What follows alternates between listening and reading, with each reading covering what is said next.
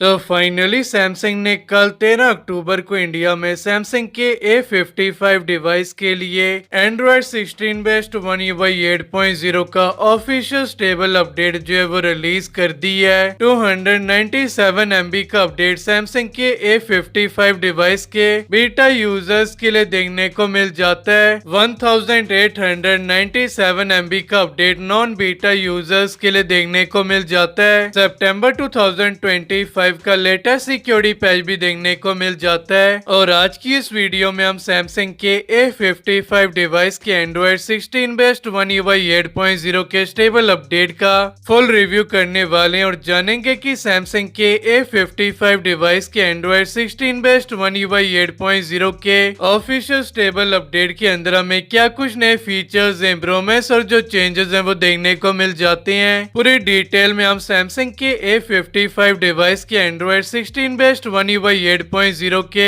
Official stable update के बारे में बात करेंगे, तो वीडियो को स्टार्टिंग से लेकर एंड तक जरूर देखना और इस वीडियो को लाइक और चैनल को सब्सक्राइब करके सन बेल आइकन को प्रेस करके ऑल भी सिलेक्ट कर देना। तो दोस्तों चलो इस वीडियो को स्टार्ट करते हैं। तो सबसे पहले फीचर की बात करें तो वो हमें लॉक स्क्रीन के अंदर देखने को मिल जाता है। तो सबसे पहले हम स्टार्ट करते हैं लॉक स्क्रीन से। तो लॉक स्क्रीन के ऊपर प्रेस एंड होल्ड करके रखना है और लॉक स्क्रीन की सेटिंग्स के अंदर चले जाना है और यहाँ पर हमने क्लॉक के ऊपर टैप कर देना है। टैप करने के बाद आपके सामने फॉन्ट्स एंड कलर्स का सेक्शन जो है वो ओपन हो जाएगा और यहाँ पर आपको फॉन्ट्स एंड कलर्स वाले सेक्शन के अंदर सेकंड नंबर वाला जो फॉन्ट है वो नया देखने को मिल जाता है। और अगर आप सेकंड वाले फॉन्ट को ध्यान से देखें तो ये एनिमेट भी कर रहा है। और स्टाइल में जाएं तो मैंने यहाँ पर सेकंड वाला स्टाइल जो है वो अप्लाई किया हुआ है और हमें सेकंड वाला जो कि एनिमेटेड वाला फॉन्ट है उसे सिलेक्ट कर देता हूँ। सिलेक्ट करने के बाद क्लॉक ने अपनी प्लेस को वॉलपेपर के अकॉर्डिंग जो है वो अडेप्ट कर दी है। और अगर मैं क्लॉक को थोड़ा सा इधर की तरफ मूव करूं तो आप देख सकते हैं जो क्लॉक है उसने अपने आप को फिर से जो है वो अडेप्ट कर दी है। और अब मैं क्लॉक का जो कलर है उसको चेंज करके आपको दिखा देता हूं। तो यहाँ पर आप देख सकते हैं मैंने ब्लैक कलर जो है वो सिलेक्ट कर दी है और ब्लैक कलर में क्लॉक जो है वो कुछ इस तरह की हो जाती है। और अब मैं आपको स्टाइल वाले सेक्शन के अंदर ले जाके फर्स्ट वाला जो स्टाइल है वो अप्लाई करके दिखा देता हूँ। तो फर्स्ट वाला स्टाइल जो है वो अप्लाई हो चुका है। तो अब मैं आपको क्लॉक को इस साइड को मूव करके जो है वो दिखा देता हूँ। और क्लॉक को मैंने जैसे इस साइड मूव किया वैसे ही क्लॉक ने जो अपनी शेप है उसे फिर से जो है वो चेंज कर दी है। तो ये न्यू अडेप्टिव क्लॉक जो है वो हमें देखने को मिल जाती है। अगले चेंज और अगले फीचर के बारे में बात करें तो वो हमें वॉलपेपर वाले सेक्शन के अंदर देखने को मिल जाता है। वॉलपेपर वाले सेक्शन के अंदर जाने के बाद आप यहाँ पर देख सकते हैं गैलरी वाले सेक्शन में हमें एक एनिमेशन जो है वो देखने को मिल जाता है जो देखने में काफी ज्यादा अच्छा लग रहा है। और साथ ही में UI जो है उसे भी चेंज कर दिया गया है। और फीचर्ड वॉलपेपर वाले सेक्शन में हमें जो डॉग वाला एक वॉलपेपर देखने को मिलता था उसे भी चेंज कर दिया गया है। डॉग वाला ये न्यू वॉलपेपर देखने को मिल जाता है जो अप्लाई होने के बाद कुछ इस तरह का लगेगा। और इसके अलावा हमें डायनेमिक के नाम से एक न्यू वॉलपेपर जो है वो भी देखने को मिल जाता है। तो मैं इसे सिलेक्ट कर देता हूँ। तो सिलेक्ट करने के बाद ये कुछ इस तरह का लगता है और वॉलपेपर का जो कलर है वो भी ऑटोमेटिकली जो है वो चेंज हो रहा है। और यहाँ पर आपको नीचे की तरफ स्टाइल का एक ऑप्शन जो है वो भी देखने को मिल जाता है। तो स्टाइल पे टैप करते हैं तो यहाँ पर हमें 4 स्टाइल जो है वो देखने को मिल जाते हैं। और यहाँ पर मेंशन किया गया ये जो डायनेमिक वॉलपेपर है ये टाइम के अकॉर्डिंग अपने कलर को जो है वो चेंज करेगा। तो मैं आपको सेकंड वाला जो स्टाइल है वो चेक करा देता हूँ। तो फर्स्ट वाला तो कुछ इस तरह का देखने को मिलता है, सेकंड वाला हमें कुछ इस तरह का देखने को मिल जाता है, थर्ड वाला कुछ इस तरह का देखने को मिलता है और फोर्थ वाला जो है वो कुछ इस तरह का देखने को मिल जाता है। तो मैं सेकंड वाला जो है वो सिलेक्ट कर देता हूँ। तो डन पे क्लिक करके मैंने इसे सिलेक्ट कर दिया और वॉलपेपर जो है वो अप्लाई हो चुका है। तो कुछ इस तरह से हमें एक एनिमेशन के साथ ये वॉलपेपर जो है वो देखने को मिल जाता है। अगले चेंज की बात करें तो वो हमें लॉक स्क्रीन के अंदर देखने को मिल जाता है। अडेप्टिव क्लॉक के अलावा हमें एक और नई क्लॉक जो है वो देखने को मिल जाती है। तो वो न्यू क्लॉक भी जो है वो मैं आपको दिखा देता हूँ। तो क्लॉक के ऊपर क्लिक करके स्टाइल वाले सेक्शन के अंदर चले जाना है। तो यहाँ पर आपको ये दोनों क्लॉक फेसेस जो है ये आपको One UI 7 के साथ देखने को मिले थे और इन्हीं के साथ में आपको One UI 8 की न्यू क्लॉक फेस जो है वो भी देखने को मिल चुकी है। तो इसे भी अप्लाई करके मैं आपको दिखा देता हूँ। तो कुछ इस तरह की ये क्लॉक जो है वो देखने को मिल जाती है। अगले चेंज की बात करें तो वो हमें वेदर की एप्लीकेशन एप्लीकेशन के अंदर देखने को मिल जाता है। वेदर की एप्लीकेशन का जो यूआई है उसे कम्प्लीटली रिडिजाइन कर दिया गया है और वेदर की एप्लीकेशन को ओपन करने पर हमें कुछ इस तरह का जो एनिमेशन है वो देखने को मिल जाता है और वेदर एप्लीकेशन के अंदर जो हमें विजुअल्स देखने को मिल जाते हैं वो हमें काफी हद तक रियलिस्टिक जो है वो देखने को मिल रहे हैं। वेदर के अकॉर्डिंग जो विजुअल्स हैं वो हमें वेदर की एप्लीकेशन के अंदर जो है वो चेंज होते हुए दिखेंगे और वेदर के रिलेटेड जो हमें इंफॉर्मेशन वेदर की एप्लीकेशन के अंदर देखने को मिलती है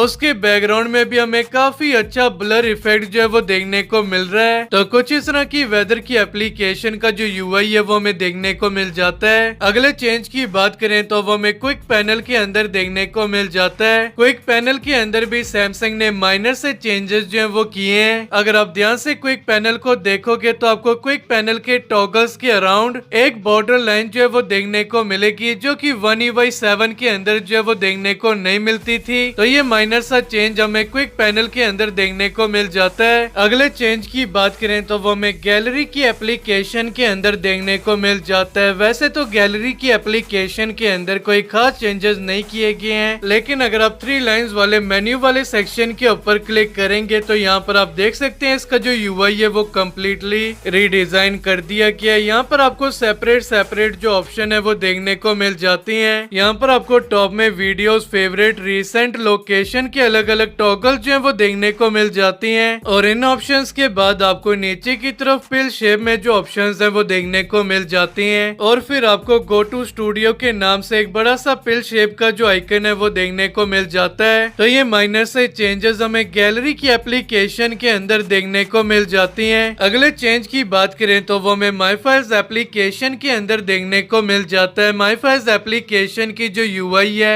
उसे भी रिडिजाइन किया गया। यहाँ पर आपको टॉप में सभी ऑप्शन जो है वो पिल शेप के आइकन के अंदर देखने को मिल जाती हैं और फिर इनके बाद हमें रिसेंट फाइल्स जो है वो देखने को मिल जाती हैं और बाकी जो यूआई है वो हमें सेम देखने को मिल जाती है। इसके अलावा अगर हम डाउनलोड वाले सेक्शन के अंदर जाएं तो अब यहाँ पर किसी भी डाउनलोडेड फाइल को ढूंढना अब काफी ज्यादा जो है वो आसान हो चुका है, क्योंकि यहाँ पर आपको अलग अलग एप्लीकेशंस के जो ऑप्शंस हैं वो देखने को मिल जाते हैं, जहाँ से आपने कोई भी डॉक्यूमेंट, फोटो, ऑडियो, वीडियो और एप्लीकेशन डाउनलोड किए हैं वो सभी एप्लीकेशंस के जो ऑप्शंस हैं वो आपको टॉप में ही शो होंगे और यहाँ से अब आप इजीली देख सकते हैं कि आपने क्रोम से क्या डाउनलोड किया है और बाकी एप्लीकेशन से आपने क्या क्या डाउनलोड किया है वो सारा कुछ आपको यहाँ पर देखने को मिल जाएगा। तो ये न्यू फीचर्स और चेंजेस हमें माई फाइल्स एप्लीकेशन के अंदर देखने को मिल जाती हैं। अगले चेंज या फिर इम्प्रूवमेंट की बात करें तो वो हमें स्मार्ट सेलेक्ट वाले फीचर के अंदर देखने को मिल जाता है। जब भी हम One UI 7 में स्मार्ट सेलेक्ट को यूज करते थे तब हमें एनिमेशन के कंप्लीट होने का वेट करना पड़ता था किसी भी चीज को सिलेक्ट करने के लिए, लेकिन अब One UI 8 के अपडेट के बाद अब हम स्मार्ट सेलेक्ट के फीचर को उसके एनिमेशन के कंप्लीट होने के पहले भी यूज कर सकते हैं और अब हमें स्मार्ट सेलेक्ट के फीचर में कोई भी जो डिले वो देखने को नहीं मिलता है। काफी फास्ट स्मार्ट सेलेक्ट का जो फीचर है वो One UI 8 अपडेट के बाद जो है वो वर्क कर रहा है। तो ये इम्प्रूवमेंट हमें One UI 8 अपडेट के बाद देखने को मिल जाती है स्मार्ट सेलेक्ट फीचर में। अगले फीचर की बात करें तो वो क्विक शेयर का देखने को मिल जाता है। तो क्विक शेयर के टॉगल के ऊपर हम जैसे टैप करेंगे तो क्विक शेयर जो है वो ओपन हो जाएगा। तो यहाँ पर आप देख सकते हैं क्विक शेयर की जो यूआई है वो कम्प्लीटली रिडिजाइन कर दी गई है। यहाँ पर आपको सबसे पहले रेडी टू रिसीव जो है वो लिखा हुआ दिखाई देगा और इसके बैकग्राउंड में आपको सर्कुलर शेप में ब्लू कलर की जो लाइट है वो एनिमेट होती हुई दिखाई देगी कुछ इस तरह से। और यहाँ पर आपको बॉटम में 2 ऑप्शन देखने को मिलेंगे, रिसीव और सेंड का। अगर आपको कोई फाइल रिसीव करनी है तो आपने रिसीव वाले सेक्शन के अंदर रहना है और अगर आपने कोई फाइल सेंड करनी है तो आपने सेंड वाले सेक्शन के अंदर चले जाना है और यहाँ से आपने सिलेक्ट फाइल वाले ऑप्शन के ऊपर क्लिक कर देना है और यहाँ से आप अपने अकॉर्डिंग इमेज, वीडियो, डॉक्यूमेंट और अदर से जो भी आपने सेंड करना है वो आप अपने अकॉर्डिंग कर सकते हैं। और अब कुछ भी सेंड करना या फिर रिसीव करना सैमसंग के क्विक शेयर से काफी ज्यादा इजी जो है वो हो चुका है। तो ये सभी न्यू फीचर्स और चेंजेस हमें सैमसंग के क्विक शेयर के अंदर देखने को मिल जाती हैं। अगले फीचर की बात करें तो वो हमें स्प्लिट स्क्रीन में देखने को मिल जाता है। तो जैसा कि आप यहाँ पर देख सकते हैं मैंने डिवाइस कीयर एप्लीकेशन को स्प्लिट स्क्रीन में ओपन किया है और यहाँ से मैं किसी दूसरी एप्लीकेशन को भी स्प्लिट स्क्रीन में जो है वो ओपन कर देता हूँ। तो यहाँ से अब मैं किसी भी